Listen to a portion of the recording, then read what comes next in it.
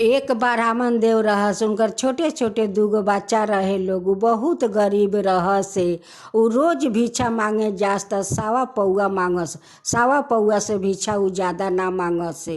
देखस का कि हमार झोली में सादा पौआ हो गए। अब उहे अन्न लेके अब ब्राह्मण देव घरे चल आवसे। अन्न से ब्राह्मण देव के परिवार के पेट ना भरे। अपनी कहस का कि पप्पू के बाबू तू जाला त खाली 100 पौआ मांग के चलावा तारा, कुछ औरो मांगता त कुछ बेसी होइत त शायद बच्चा लोग के पेट भर जाइते। ब्राह्मण देव एके बात रोज कहस कि देखा पप्पू के माँ लक्ष्मी पर तू भरोसा राख। ब्राह्मण देव के पत्नी माँ लक्ष्मी के पूजा करत रहसे। दिन ब्राह्मण देव से कह तारिका कि पप्पू के बाबूजी औरो कई घर भिक्षा मांग लिया कि कुछ बेसी होई तो शायद बच्चा लोग के पेट भर जाई। ब्राह्मण देव सावा पौआ से त बेसी भिक्षा लिहन ना। गांव में एगो बहुत बड़ा सेठ रहस। उ सेठ बहुत दयालु रहस, धर्मात्मा रहस। दिन सेठ अपना नौकर लोग से कह तारन का कि देखा तू लो जा सारा गांव में ऐलान कर द। गरीब दुखिया बा लोग सब हमरा दरबार में आवे लोग। आज हम लोग के अन्न आ वस्त्र हम दान देहे। सेठ जी पूरा गांव में ऐलान करवा देनी। ब्राह्मण के पत्नी ई बात सुनतारी कि सेठ कपड़ा आवन दान देवे वाला बानी। ब्राह्मण देव से कह तारी का कि पप्पू के बाबू सेठ जी कपड़ा आवन दान करे वाला बानी, वहाँ पर तुहू जा, तोहरो के सेठ जी कपड़ा आवन दान दिहन। ब्राह्मण देव अपना पत्नी के बात मान के आ सेठ के दरबार में जाता रहने। कारण का कि सेठ के दुआर पर बहुत सारा भीड़ लागल बा, बहुत कपड़ा अन्न सेठ जी दान करतानी। ब्राह्मण देव जाके या वही दुआर पर खड़ा बानी। नौकर जाके या वो सेठ जी से कह तारन का कि सेठ जी एगो ब्राह्मण देव आइल बानी आ दुआर पर खड़ा बारन। जी कह तारन का कि जा ब्राह्मण देव के खुशी खुशी से वस्त्र आवन तू दान दे द। और वस्त्र आयन दान करे खातिर लिया तारन। अब तो ब्राह्मण देव कह तारन का कि अपना सेठ जी के हमरा भिरी पेठा द, हम ई भिक्षा ना लेहेम। कह तारन कि काहे ब्राह्मण देव भिक्षा ना लेहेम, सब लोग त अन्न कपड़ा सब कोई लेलक हटे, रौरा काहे ना लेहेम। ब्राह्मण देव कह तारन का कि तू अपना सेठ जी के हमरा भिरी पेठाव।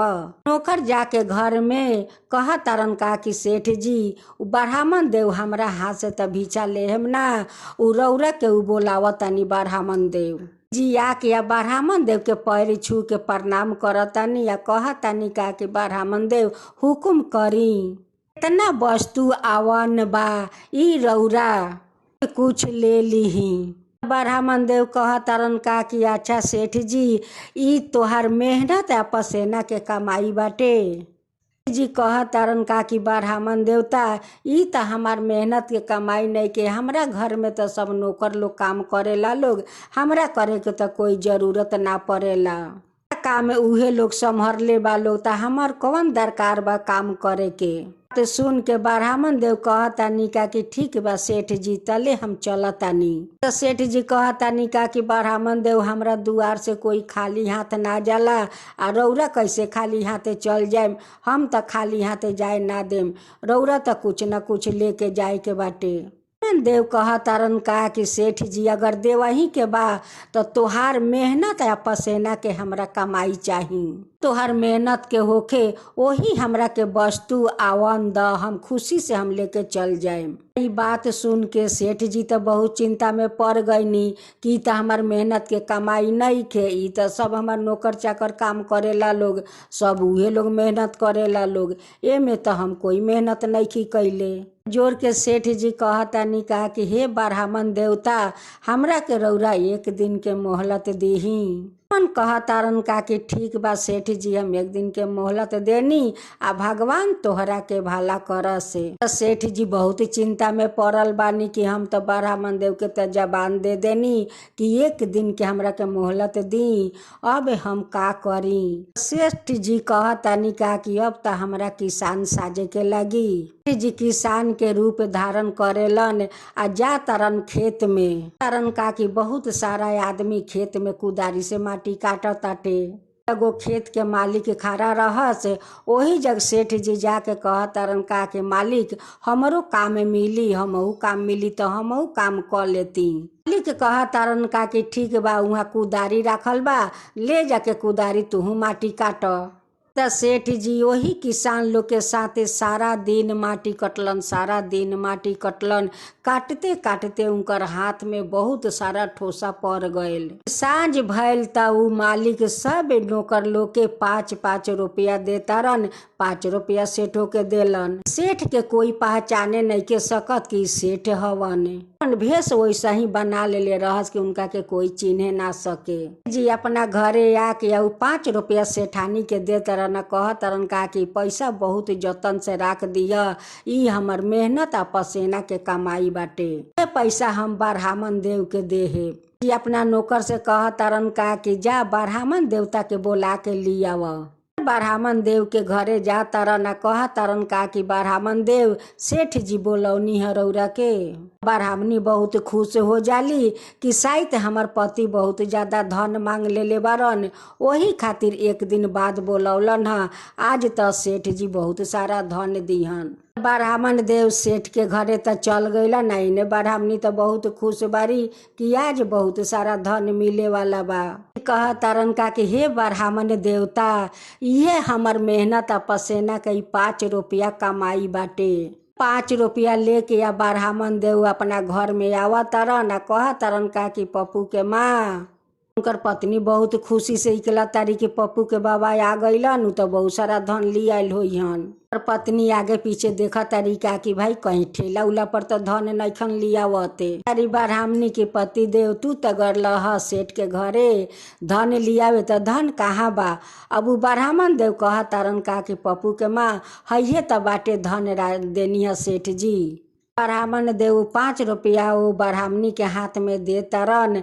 अब तो गुस्सा होके पैसा वैसन ढेल मारेली कि उ जहाँ माँ लक्ष्मी के पूजा करेली वही जग जाके पैसा वहीं पर रोक जाला। रोज माँ लक्ष्मी के फूल साफा करके आ एगो गाढ़ा में रोज जाके फेंकस, रोज पूजा करस आ रोज वहाँ साफा करके आ माँ लक्ष्मी के फूल सब ले जाके वही गाढ़ा में फेंकस। माँ लक्ष्मी के सवेरे उ जाके सफैया करतारी। साफा करते करते उ पैसा तो वही फूल के साथे वही गाढ़ा में चल जाला। लक्ष्मी वही पैसा के चमत्कार कर देनी। गाढ़ा से एगो चमत्कारी फल के गाछ निकलेला। कल के जब गाछ बड़ा हो गईल, वो गाछ में अद्भुत फल लागल पकड़े। देव कह तरन का कि ऐसन फल तो हम कभी अपना जीवन में हम नहीं देखले। आ इतना सुंदर ये गाढ़ा से गाछ निकलल बा आ वही गाछ में इतना सुंदर फल धैले बा। वही गाछ में सब फल पियर पियर पाक गए बाटे। एक दिन ब्राह्मण देव एगो फल तुरेलन आ कहलन कि देखी तो फल तुर के फल के अंदर मीठा बा या ना खाटा बा। उ फल फटावा तारन, वैसे उ फल में देखा तारन का कि एगो फल में 3 गो 4 गो सोना के मोहर बाटे। ब्राह्मण देव देख के चकित हो जाइला कि भाई ऐसन फल कभी देखनी ना, आ ये फल में तो ना के मोहर बाटे। देव अपना पत्नी के ले जाके देखावा तरन कि देखा अद्भुत फल देखा, आई फल एगो तू तूर के देखा। उनकर पत्नी एगो फल तूर के या फल के फटावा तारी तो देखा तारी का में से 4 गो 5 गो सोना के मोहर निकलता। तब माँ लक्ष्मी के चमत्कार रहे कि काहे कि उ तो मेहनत के पैसा रहे। ब्राह्मण देव ओ गाढ़ा के उहाँ बांस के बेढ़ा लगवा देलन कि कोई भीतर ना आवे सके। ब्राह्मण देव वही गाछ के चलते ब्राह्मण देव तो धनी हो गईलन। उनकर घर में तो धन दौलत महल सब कुछ हो गईल। सेठ जी के एगो ऐसन मैनेजर रहस कि उ बहुत बेईमान रहस। मैनेजर सेठ जी के धोखे से सारा पैसा हपच लेलन। सेठ जी के कंगालू बना देलन। मैनेजर सेठ जी के सारा धन त बेईमानी कर लेलन, पैसा कौड़ी सब बेईमानी कर लेलन। अब त राजा के भीरी कुछ नहीं खे बाचल, राजा त पूरा कंगाल बन गईलन। सेठ जी कह तरन का कि मैनेजर के ऊपर हम इतना विश्वास करके आ इनका के मैनेजर बनौनी, आज हमरे संगे इतना धोखा कैलन कि सारा हमर पूंजी हमर गायब कर देलन। सेठ जी के हालत तो बहुत खराब हो गए। इन ब्राह्मण देव वही सेठ जी के दुआर से गुजरत रहस। देखा तारन का कि त सेठ जी बानी, आई सेठ जी के ऐसन हालत काहे हो गईले। ब्राह्मण देव जाके कह तारन का कि सेठ जी ई राउर हालत भइल त भइल कैसे, ई कैसे हालत ऐसन खराब हो गईल। सेठ जी ब्राह्मण जी के पैर पकड़ के रोआ तारन, कह तारन का कि हे ब्राह्मण देव, आज हमार मैनेजर हमार सारा धन बेईमानी करके ले गईलन, हमरा के कंगाल बना गईलन। ब्राह्मण देव के वही बात याद पड़ जाला कि ई सेठ हमरा के अपना मेहनत और पसीना के 5 रुपया देले बारन। ब्राह्मण देव भूलल ना रहसे। ब्राह्मण देव ओ सेठ के अपना घर बोला के लियावतारन। देव उहे गाछ देखावतारन, अद्भुत फल देखावतारन। कारण का कि सेठ जी ए गाछ से रौरा एगो फल तुरी आ फल फटा के देखी। सेठ जी फल तुर के फटावतारन त देखतारन का कि ओमे 4 गो 5 गो सोना के मोहर बा। सेठ जी देख के अचकित हो गईलन कि हे ब्राह्मण देवता, ई कैसे अद्भुत फल हो गईल। ब्राह्मण देव ओ सेठ जी के समझावतारन कि सेठ जी देखी, एक दिन रौरा हमरा के मेहनत और पसीना के 5 रुपया देले रही, हम लिया के अपना पत्नी के हाथ में दे देनी, आ पत्नी गुस्सा होके ऐसन ढेल मरली, उ पैसा ढुगुर के माँ लक्ष्मी के चरण में चल गईल। लक्ष्मी के वहाँ सफैया कैली आ वही फूल के सुधे यही गाढ़ा में उ 5 रुपया चल आयल। वही पैसा से ई गाछ निकलल बाटे आ वो गाछ में देखी आज सोना के मोहर धैले बाटे। तो सेठ जी कहतानी का कि ब्राह्मण देवता रौरा कैसे जाना तानी कि वही 5 रुपया में से ई गाछ निकलल बा। ब्राह्मण देव कहतारन का कि हम लोग दोनों पति पत्नी इहे देख के हम लोग चिंता में पड़ रही कि गाछ आयल बा त कैसे आयल बा, कैसे यहाँ भइल बा। के गोरा तक जाए खातिर हम लोग पूरा कचरा हटौले बानी, आ कचरा हटा के देखतानी तो वही 5 रुपया में से गाछ निकलल बा।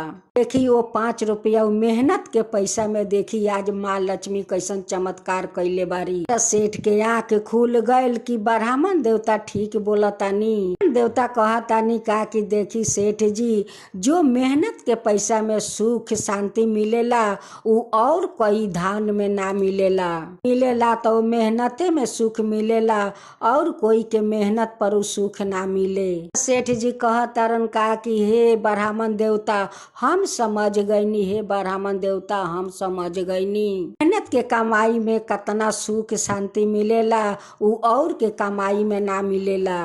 देव आधा गाछ के फल ओ सेठ के दे दिहिला, कहिला का कि सेठ जी ई त तोहार मेहनत के फल के पैसा हटे, ना के मोहर में तोहरो अधिकार बाटे। फल तूर के तू आधा फल ले जा आ फिर से आपन तू संसार बसाव। देव आधा गाछ के धन ओ सेठ जी के दिहिला, आ आधा गाछ के धन अपने राखेलन। सेठ जी जाके अपना से खुद लगलन मेहनत करे, खेती में घर में खुद मेहनत करके धन लगलन कमाए। नौकर लोग के घर से निकाल देलन, लगलन अपन मेहनत करे। अब तो वही मेहनत में तो माँ लक्ष्मी तो उनकर घर में फेन जैसे के तैसे बना देली। आगे जैसे राजा रहस, बाद में फेन मेहनत करके उ राजा बन गईलन। कहानी के पूरा सुनम लोग, जे आदमी से मेहनत करवा के धन में सुख बा, आ ना अपना हाथ से खुद मेहनत कैला में सुख बाटे। मेहनत के धन में सुख बा, आ ना कोई और के मेहनत के धन में सुख बा।